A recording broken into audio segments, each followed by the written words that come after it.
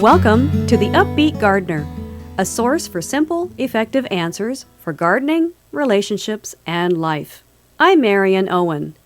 You must admit, a vine-ripened tomato tastes much better than a tomato that traveled 2,000 miles in a truck. When you go to the store to buy a tomato, though, you face complicated choices like, should you buy organic or locally grown produce? And what about out-of-season stuff like asparagus from Chile? The question isn't so much how it's grown as to where it comes from.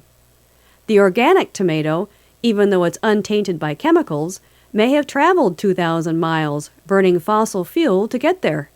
The tomato from the local farmer, well, that's just a hop and a skip.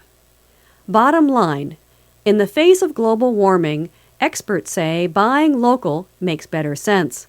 What's more, local producers get a fairer price, since there's no middlemen involved. So if buying local is good, is there more we can do? Yes, that's for everyone, regardless of income or housing situation, to grow at least some of their food. Let's add some incentive. Uncle Sam, we'd like for seeds, tools, and other home gardening supplies to be tax deductible. Okay, so maybe the idea of growing even some of your own food might seem overwhelming. It's not. Start with, say, 4 basic vegetables. For cool climates, I suggest potatoes, onions, kale, and carrots because they're easy to grow, they store well, and they're nutritious. For warm climates, tomatoes, beans, leafy greens, and squash. Don't have a garden? Try containers. I live in Alaska, and local greens are hard to come by in the winter. I know I should eat them, but after growing my own during the summer, I have a tough time buying grocery greens, which explains why on a cold winter night I ventured out to the garden, scissors in hand.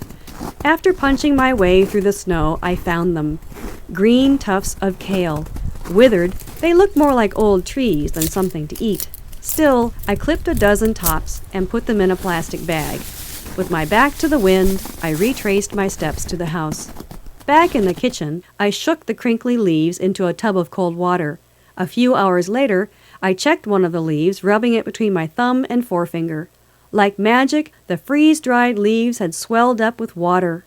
Victory! I cheated the produce aisle one more time. Now if I could just get the other halves of my carrots out of the ground. The bottom halves of the carrots. To receive my UpBeet Gardener newsletter, my email address is mygarden@alaska.net. Until next time, I'm Marion Owen.